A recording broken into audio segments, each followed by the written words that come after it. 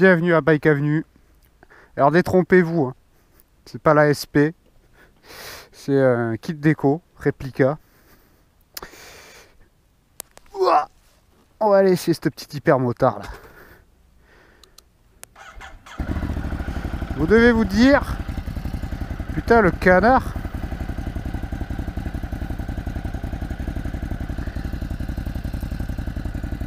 La moto, elle est sortie en 2019. Qu'est-ce que tu fous dessus, quoi? Bon, allez, soyons clairs, hein. Aujourd'hui, si je l'essaye, c'est pour deux choses. C'est pour vous dire que Bike Avenue a ce modèle-là en vente. Donc c'est une occasion. C'est une 2019 avec 15 000 bornes.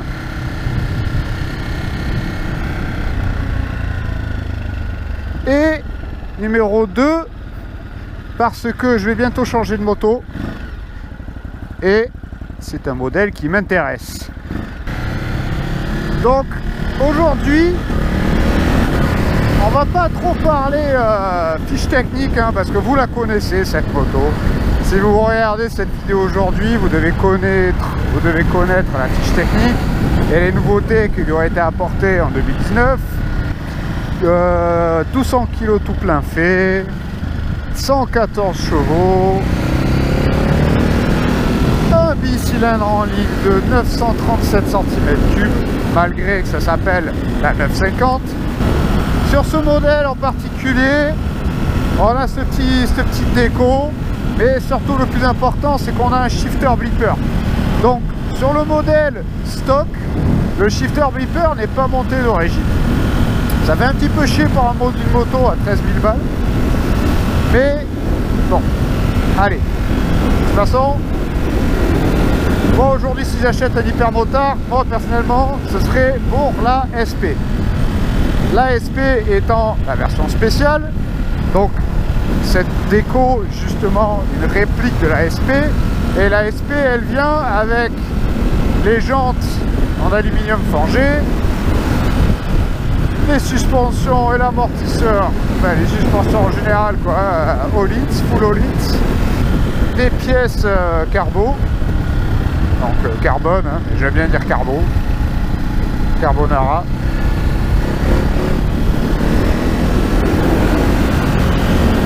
Dans Ducati, avant de commencer à vraiment parler en détail de cette moto et pourquoi j'adore cette moto, et pourquoi c'est sûrement la seule Ducati qu'aujourd'hui moi j'achèterai, on va arriver dans les virages.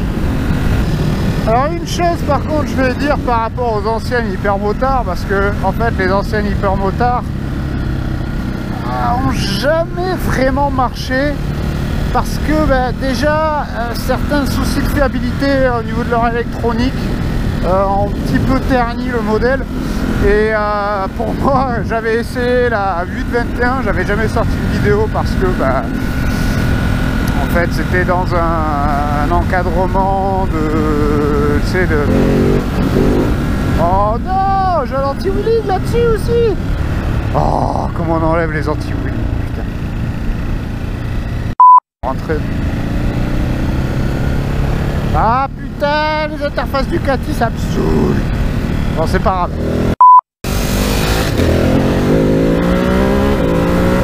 Ah ouais. Oh putain, ce coupe. Ah ouais, ça arrache les bras, putain. Alors le moteur a été retravaillé, hein, pour l'hyper motard, pour justement privilégier le coupe. Ah ouais, ça se place. Et pour privilégier le couple, mais alors je vais en arriver. Frein arrière pas terrible, vraiment pas un bon feeling. Par contre le frein avant, dans les freins avant Ducati, ça laisse jamais à désirer. Donc c'était la selle sur les anciennes hypermotards. Après ça sert à rien d'aller trop dans les tours. On peut pas la faire patiner non plus, hein. L'ABS qui marche très bien.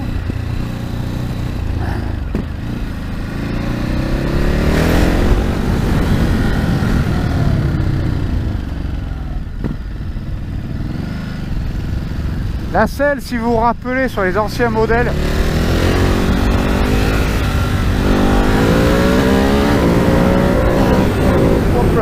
bug du shifter. Ouais, ça prend bien les bosses et tout.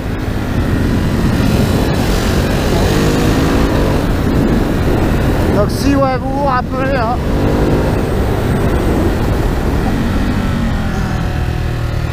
je sais pas si je dois sortir la jambe ou le genou.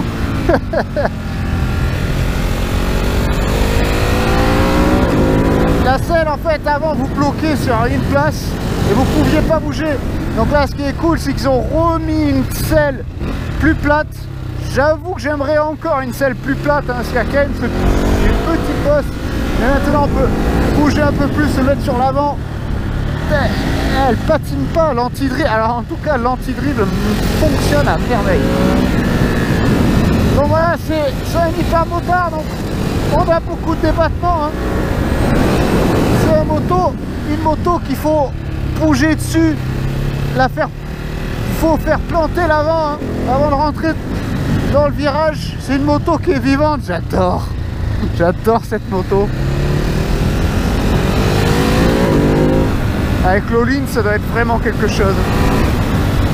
Mais la standard finalement, ah ouais, ça lève en 3, ça lève en 4. C'est forcément des machines à wheeling. Faut vraiment que je trouve comment désactiver ce anti-wheeling, hein. Mais en fait le truc que j'adore le plus avec cette moto, c'est qu'elle n'a aucun sens.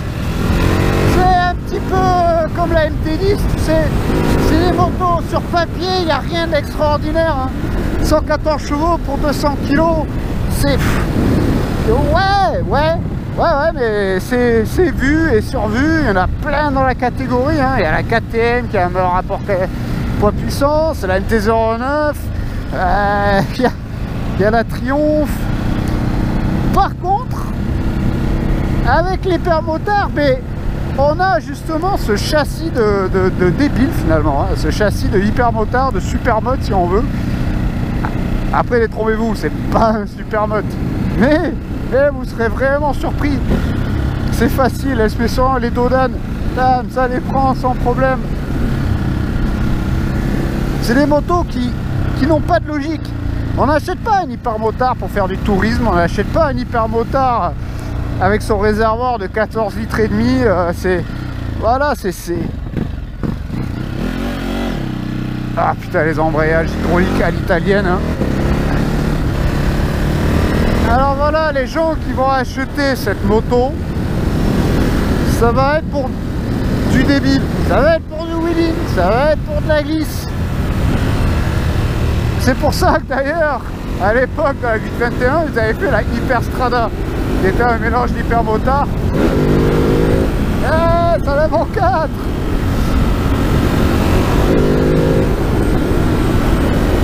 Entre la hypermotard et la multistrada. Dans quel but?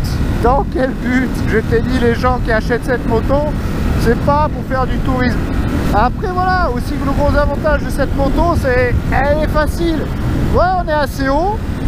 Et justement pour tout ce qui va être aller au travail, les balades locales, tu vois, c'est super. On a une moto haute, facile, agile et tout, c'est ce qu'on veut. Et voilà, c'est pas une moto faite pour péter un chrono sur le circuit. Par contre, c'est une moto qui va te faire sourire.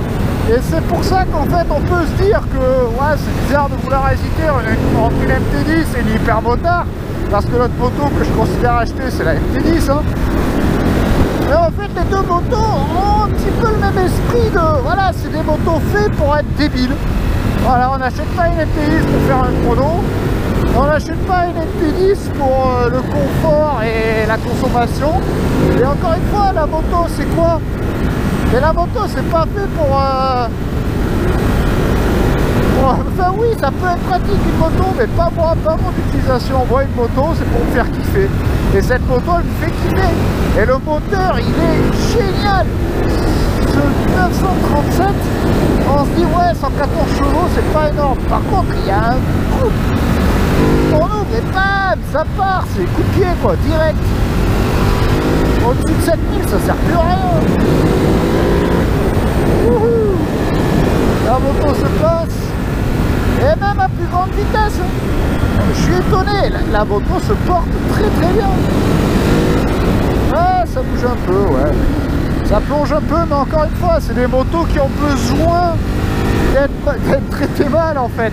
La moto, elle veut qu'on lui foute dedans. Plus tu lui en mets dedans, mieux elle roule. Plus tu vas freiner fort, plus ça va stabiliser l'avant. Plus tu sors fort du virage, plus vite l'arrière va s'accrocher et partir.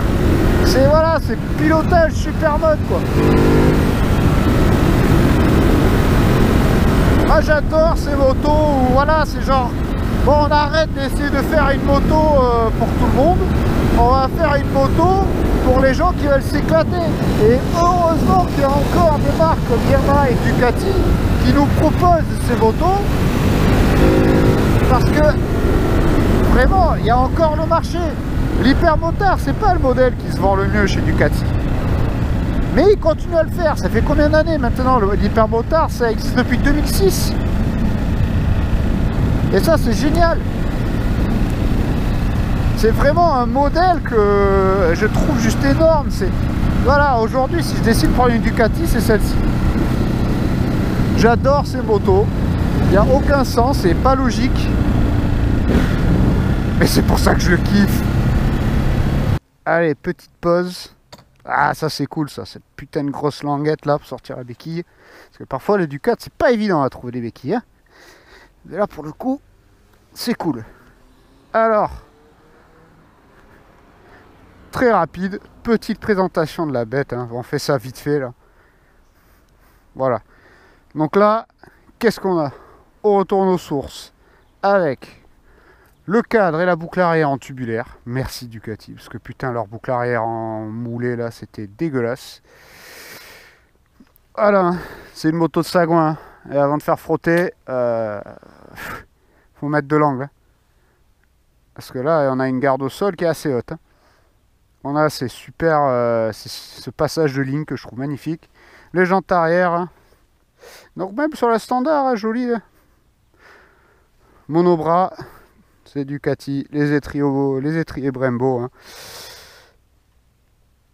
Ça freine fort du Ritavia d'origine. On a ce nouveau, c'est plutôt nouveau, hein, vous connaissez tout ça. C'est pour ça que je fais vite fait avec les diurnes, ils sont très très jolis.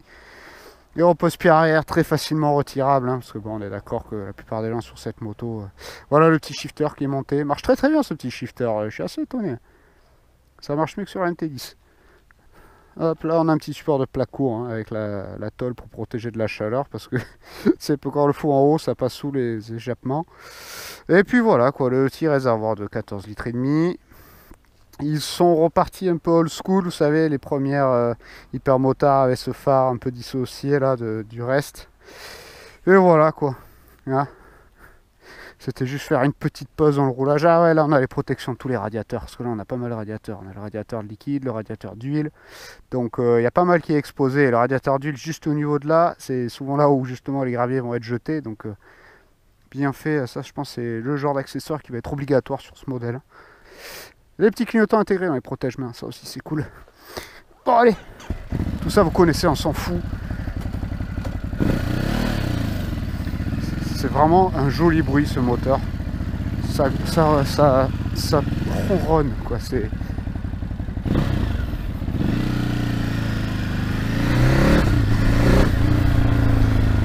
ah, j'adore ces motos. Et j'adore cette moto. C'est vraiment une moto que je veux. Mais voilà, le problème, encore une fois, avec Ducati. Ah putain, l'anti-boulique, c'est chiant. Le problème avec Ducati, bah, c'est le prix. Donc la standard qui est limite, je dirais, acceptable à 13 000 balles. Je trouve qu'en fait, pour 13 000 €, on a vraiment une très bonne moto. Et pour l'argent, on a vraiment une bonne moto quoi. Pour ce type d'argent, je prendrais l'hypermotard par-dessus la Monster tous les jours de la semaine. La Monster c'est une bonne moto, mais ah ouais voilà, hypermotard c'est clair. Moi mon argent je l'ai mis sur l'hypermode quoi. Je mets un petit peu plus et je me prends l'hypermode. Il n'y a pas à chier. Mais par contre, si tu veux la SP, donc le modèle que je veux, tenez-vous bien, c'est 17 000 €. 17 000 €, 4 000 € de plus. Alors oui, on a les jantes, oui, on a les suspensions, oui, on a le carbone, on a tout ça en plus. Mais 17 000 € pour une moto pridable à 2. C'est pas grave qu'elle est pridable à 2, on s'en branle. Je dis ça. Encore une fois, les nouvelles MT-09, tu peux les brider aussi en A2. Mais tu vois, 17 000 €, c'est juste pour vous donner l'ordre d'idée. Pour cette catégorie-là, 17 000 €, on est dans les hyper motards. On est dans les hyper roadster. C'est plus cher qu'une MT-10. Et je te rassure qu'une MT-10, c'est tout aussi, voire encore plus débile que ça. Bon bref, de toute façon, hein, je vais pas parler pendant 3 heures, c'était juste mon petit point sur la moto, si éventuellement ça vous intéressait. De toute façon, dans tous les cas, j'allais l'essayer pour moi. Donc c'était voilà, l'occasion de vous en parler aussi, hein, même si la moto maintenant elle a 3 ans et que la vidéo en soi va être inutile. Mais bon, écoutez, n'hésitez pas à parler dans les commentaires. Je sais, vous me connaissez, hein, je vous demande jamais de liker la vidéo, je vous demande jamais de vous abonner, toutes ces merdes là. Vous faites ce que vous voulez, vous me connaissez. Hein. À ce niveau-là, je m'en branle de tout ça, je fais ça juste pour le kiff. Par contre, une chose que je vais vous demander de faire, et bien sûr, c'est si vous voulez, c'est aller dans les commentaires un petit peu. C'est vraiment mon plus gros kiff, c'est de parler avec vous, parler moto. Parfois, il y a des discussions hyper intéressantes. Il y a des gens hyper intéressants dans les commentaires qui, franchement, il y en a, ils savent plus sur les motos que moi. C'est vraiment mon plus gros kiff quand je fais des vidéos YouTube, c'est d'interagir avec vous. Donc voilà, donnez-moi votre avis sur ces types de motos là. Des motos insensées, on va dire. Des motos qui n'ont aucune raison d'être. On se dit, mais pourquoi foutre 17 000 balles dans une hypermotard SP alors que 17 000 balles on a on a quasiment une Super Duke ou une Speed Triple. Dites-moi ce que vous en pensez, quoi. Et qu'est-ce que vous pensez que je devrais faire, moi? MT-10 ou Hypermot? Bon, allez les gars, j'espère que la petite vidéo vous a plu, comme d'habitude. Et je vous dis à très bientôt. Bon, on refait un petit passage bonus. On a la Mistinguette derrière. Alors ouais, l'hypermotard n'est pas une moto pour être à 2. Ça c'est clair. Par contre, elle a dit un petit point que je trouve assez intéressant. On va venir à ça après à son avis. Déjà au point de vue pilote, donc c'est quand même un hypermotard avec de la suspension gros débattement quoi. Donc l'arrière est pas mal écrasé. La moto devient moins naturelle. La mise sur l'angle est quand même moins naturelle. On sent que la moto elle aime moyennement le fait que quelqu'un soit derrière. Là le passager est collé à vous. Hein. La selle est plate et elle est petite. Donc pas la passagère ou passager hein, est collé à vous, donc bon, peut-être en été un petit peu chaud hein. À la même hauteur, donc les casques risquent de cogner un petit peu, mais c'est sympa. Mais le petit point qu'elle a dit, que j'ai trouvé assez intéressant, c'est qu'elle dit elle trouve qu'on est haut. Et du coup elle dit j'ai l'impression qu'on penche beaucoup plus, elle est un peu moins rassurée dans les virages par rapport à la MT-10 par exemple. On avait essayé la MT-10 de chez Yamaha à 2 et elle était beaucoup plus rassurée. Après voilà, dans l'ensemble on va la demander un pouce ou bien ou pas. Donc Mistinguette plus ou pas, eh bien elle valide. Donc c'est que c'est pas si nul que ça. Allez, j'ai plus rien à dire Sur ce, je vous laisse sur cette magnifique journée. J'espère que vous allez faire une petite balade en moto et je vous dis à la prochaine. Ciao!